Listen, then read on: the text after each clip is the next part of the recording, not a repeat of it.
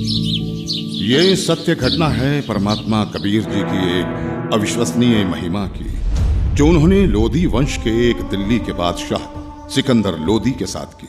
सिकंदर लोधी दिल्ली के तख्त पर काबिज एक ऐसा बादशाह जो जबरन लोगों का धर्म परिवर्तन कराता था। ये सत्य घटना उस समय की है जब दिल्ली के बादशाह सिकंदर लोधी को जलन का रोग हो जाता है। बादशाह का शरीर जला हुआ दिखाई नहीं दे रहा था, लेकिन पीड़ा इतनी थी कि जैसे शरीर को अग्नि से जला दिया गया हो। इसके लिए पूरे भारतवर्ष के हिंदू और मुस्लिम धर्म के सभी पंडित, काजी, वैद्य, हकीम भी उपचार कर करके थक चुके थे। परमात्मा के विधान में है, जब मनुष्य के पाप कर्म अधिक हो जाते हैं तो कोई भी दवा काम नहीं करती। कुछ ऐसा ही बादशाह के साथ भी हो रहा था। शानदार। अल्लाह के फजल से ये दवा जरूर हमारे जलन के रोग को ठीक कर देगी, इंशाअल्लाह। राजा सिकंदर लोधी ने सभी प्रकार की औषधि सेवन की, बड़े बड़े वैद्य बुला लिए गए, लेकिन बादशाह पर कोई भी औषधि काम नहीं कर रही थी। यहां तक कि सिकंदर लोधी ने उन्हें ठीक करने के बदले मुंह भोला इनाम भी रख दिया था, लेकिन सर्व उपाय निष्फल ही रहे। बादशाह सलामत, अब आपकी तबीयत कैसी है? पीर जी, हमें जरा भी आराम नहीं हुआ। बाहर से नहीं दिखता, लेकिन पीड़ा इतनी अधिक होती है कि जैसे किसी ने हमारे शरीर को जला दिया हो। बादशाह सलामत, हम सभी ने आपको वो हर दवा दी है जो ऐसे रोग में दी जा सकती है। बादशाह सलामत, लगता है ये कोई लाइलाज बीमारी है जिसका ठीक होना नामुमकिन है। गुस्ताखी माफ बादशाह, अगर आपकी इजाजत हो तो हम आपसे कुछ कहना चाहते हैं, क्योंकि हम सबको ये पता है कि आपको ये लाइलाज रोग अल्लाह की मर्जी से हुआ है, तो इसका इलाज भी हम वैद्य नहीं बल्कि कोई पहुंचा हुआ संत फकीर ही कर सकता है। और हम ऐसे ही एक सिद्ध महापुरुष को जानते हैं। कौन है वो? काशी में कबीर नाम के एक महापुरुष हैं। हमने सुना है कि उन्होंने बहुत सारे लोगों के कष्ट दूर किए हैं। उनमें मुर्दे तक को जीवित करने की शक्ति है। बादशाह सलामत, अगर वो रहम कर दें तो ये रोग एक लम्हे में खत्म हो सकता है। मौलवी साहब, आप कैसी बातें कर रहे हैं? इतने बड़े बड़े हकीम और वैद्य जो रोग ठीक नहीं कर सके, वो भला एक कबीर कैसे ठीक कर सकता है? हमें तो लगता है कि अब हमें इस रोग के साथ ही आखिरी दम तक जीना पड़ेगा। अब तो जीने की चाह भी खत्म होती जा रही है। गुस्ताखी माफ करें जहांपना, लेकिन कबीर जी कोई साधारण पीर नहीं है। वो चाहें तो कुछ भी कर सकते हैं। ठीक है, हमारे काशी चलने का बंदोबस्त किया जाए।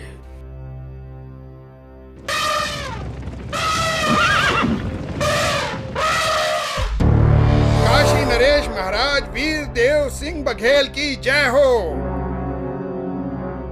कहो दूत, क्या संदेश लाए हो? काशी नरेश, बादशाह सिकंदर लोधी इस समय अपने जलन के रोग के कारण बहुत परेशान हैं।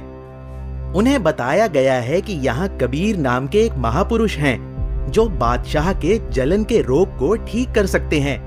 इसीलिए बादशाह जल्दी ही काशी पधारने वाले हैं। ठीक है, संदेश भिजवा दीजिए। हमें बादशाह के आने का इंतजार रहेगा। महामंत्री जी, बादशाह के स्वागत की तैयारी की जाए। जी महाराज।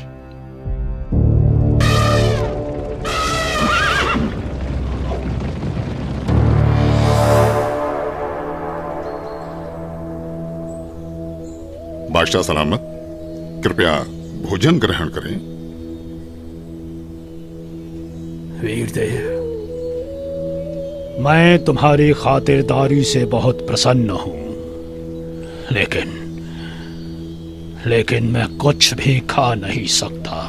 मैं अपने जलन के रोग से बहुत ज्यादा परेशान हूं। इस समय पूरे जहां में हमसे ज्यादा दुखी कोई नहीं। मुझे मालूम हुआ है कि यहाँ काशी में कबीर नाम के कोई संत हैं। आप उनके बारे में जरूर जानते होंगे, इसलिए मेरी ख्वाहिश है कि आप हमें कबीर जी से मिलवाओ। सुना है इस पृथ्वी पर केवल वही एक हैं जो मेरे इस रोग को ठीक कर सकते हैं, वरना अब केवल आत्महत्या करना ही बाकी रह गया है। बादशाह सलामत, अब आप बिल्कुल ठीक जगह आ गए हैं। निश्चय ही अब आपका जलन का रोग ठीक हो जाएगा। ऐसी क्या खास बात है उन कबीर में, वीरदेव? हे दिल्ली के सम्राट, कबीर जी कोई साधारण व्यक्ति नहीं है, बल्कि भगवान खुद ही कबीर जी के रूप में आए हैं। यदि कबीर देव जी की दया दृष्टि हो गई तो समझो आपका कष्ट हमेशा हमेशा के लिए दूर हो जाएगा। इंशाअल्लाह। वीरदेव, अगर ऐसा है तो जल्द से जल्द उस संत को हमारे पास लाया जाए। आपका आदेश सर आंखों पर बादशाह सलामत। लेकिन मेरी अर्ज है आपसे। बेफिक्र होकर कहो। बादशाह, कहते हैं कि संत को कभी आदेश देकर नहीं बुलाना चाहिए, और कबीर प्रभु जी तो संतों के संत हैं। फिर भी यदि हम उन्हें आदेश देकर बुलवा भी लें और उन्होंने आपके रोग को दूर करने की कृपा ही नहीं की, तो फिर उनका आना ना आना एक समान होगा। आप दिल्ली के सम्राट हैं, किंतु बादशाह, मेरे हिसाब से कबीर परमेश्वर जी को बुलाने की बजाय खुद चलकर उनके द्वार पर जाना चाहिए। उनके आगे नतमस्तक होना चाहिए, तभी संत प्रसन्न होकर अपनी कृपा बरसाते हैं। इसलिए मेरा अनुरोध है कि हमें खुद ही कबीर प्रभु के पास चलना चाहिए। बाकी आप जैसा आदेश दें।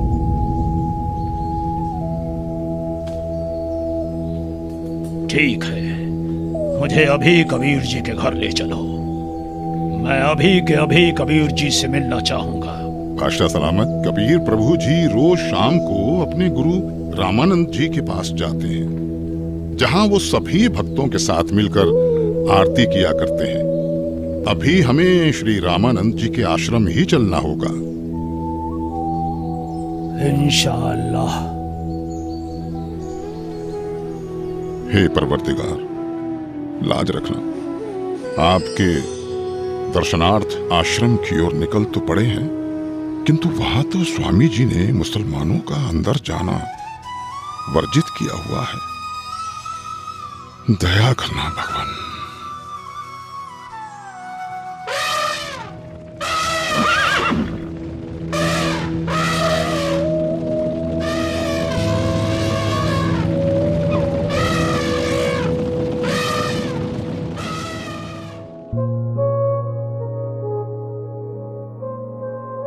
हे भक्त, क्या कबीर जी आ चुके हैं? अभी नहीं आए हैं राजन, आने ही वाले हैं। इस समय वो अवश्य आते हैं। कोई बात नहीं वीरदेव, चलो अंदर आश्रम में बैठकर कुछ देर इंतजार कर लेते हैं। जी बादशाह सलामत। भगत जी, एक बार आप स्वामी रामानंद जी से आज्ञा लेकर आइए कि दिल्ली के बादशाह सिकंदर लोदी आए हैं, आपके दर्शन करना चाहते हैं और कबीर जी से मिलना चाहते हैं। कबीर जी आए तब तक यहां आश्रम में कुछ देर आपके पास बैठना चाहते हैं।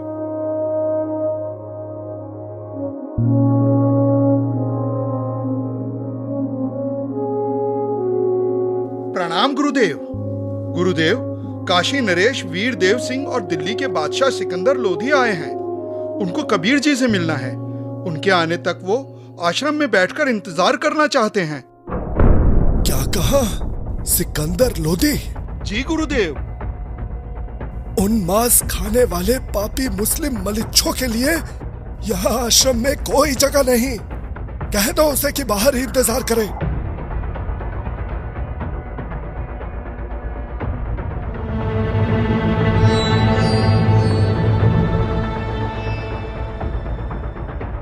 हे राजन, स्वामी जी ने बादशाह को अंदर आने से मना कर दिया है। मुसलमानों का आश्रम में प्रवेश निषेध है। हम मलेच्छ हैं तो कौड़ी का ऋषि अगर हमें ऐसा कह सकता है, दिल्ली के बादशाह को ऐसा